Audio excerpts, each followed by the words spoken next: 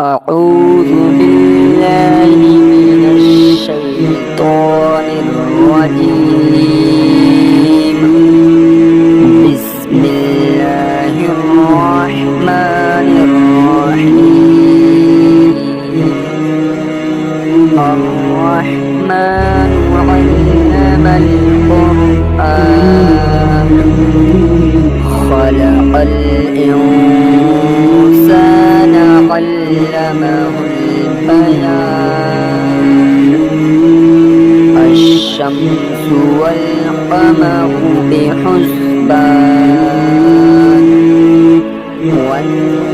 والنجم والشجر يسجدان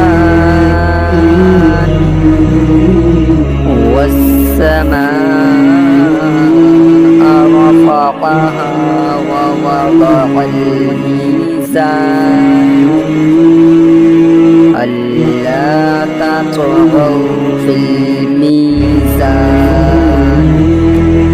وأقيموا الوزن بالقسط ولا تخسروا الميزان والأرض وضعها للأنام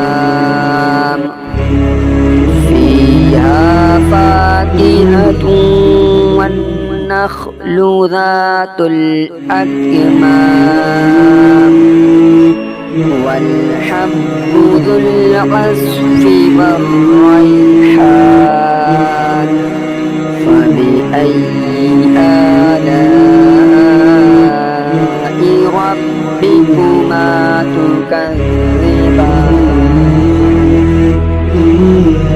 خلق الإنسان من صلصال كالفخار وخلق الجان من مارج من نار فبأي آلاء ربكما تكذبان. رب المشرقين ورب المغربين فبأي آلاء ربكما تكذبان. مرج البحرين يلتقيان بينهما برزخ لا يبغيان فبأي آلاء ربكما تكذبان. يخرج منهما اللؤلؤ والمرجان فبأي آلاء ربكما تكذبان. وله الجوار المنشآت في البحر كالأعلام فبأي آلاء ربكما تكذبان. كل من عليها فان ويبقى وجه ربك ذو الجلال والإكرام فبأي آلاء ربكما تكذبان. يسأله من في السماوات والأرض كل يوم هو في شأن فبأي آلاء ربكما تكذبان. سنفرغ لكم أيها الثقلان فبأي آلاء ربكما تكذبان يا معشر الجن والإنس إن استطعتم أن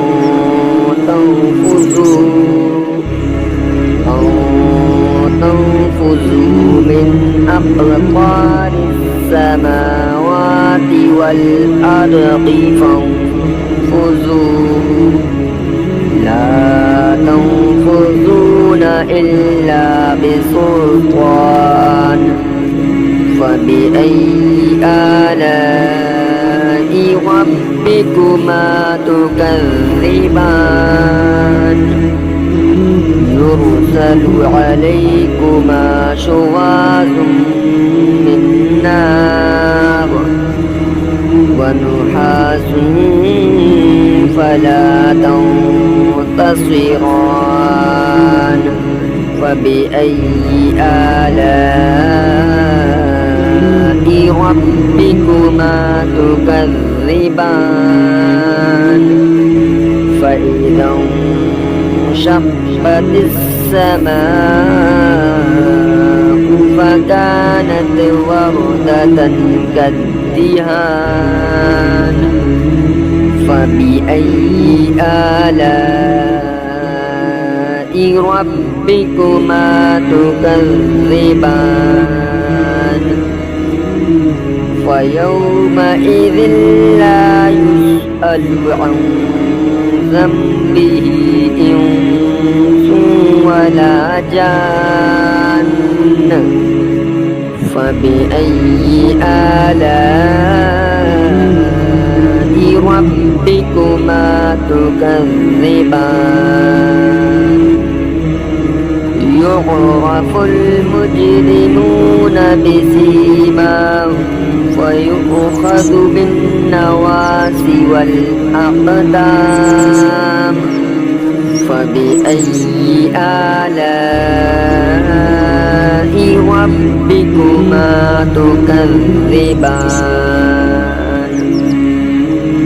هذه جهنم التي يكذب بها المجرمون يطوفون بينها وبين حميم آن فبأي آلاء ربكما تكذبان ولمن خاف مقام ربه جنتان فبأي آلاء ربكما تكذبان ذواتا أفنان فبأي آلاء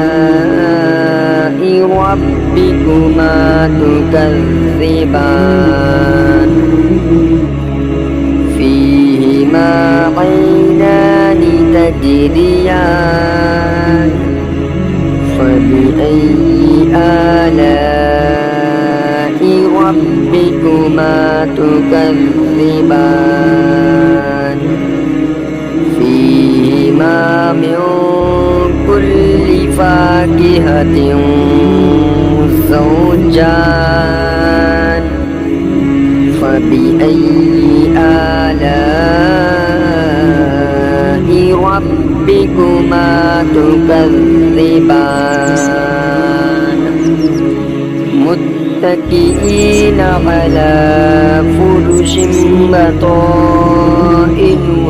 من استبرق وجنى الجنتين دان فبأي آلاء ربكما تكذبان فيهن قاصرات الطرف لم يطمثهن إنس قبلهم ولا جان فبأي آلاء ربكما تكذبان كأنهن الياقوت والمرجان فبأي آلاء ربكما تكذبان هل جزاء الإحسان إلا الإحسان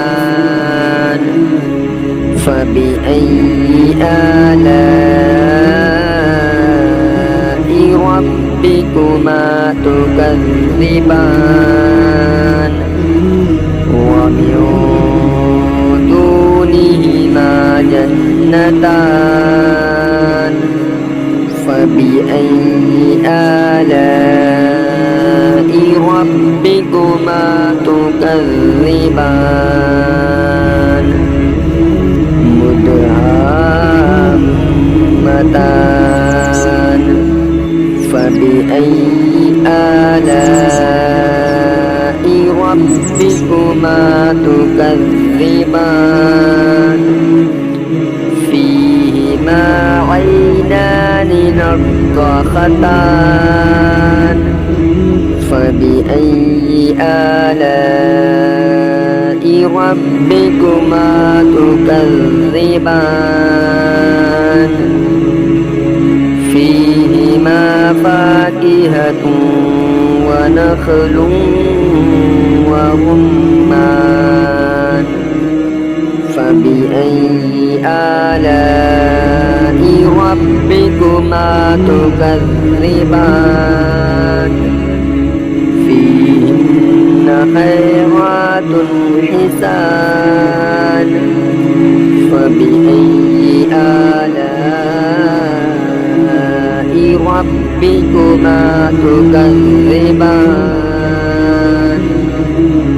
حور مقصورات في الخيام فبأي آلاء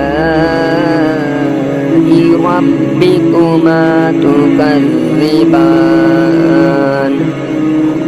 لم يطمثهن إنس قبلهم ولا جان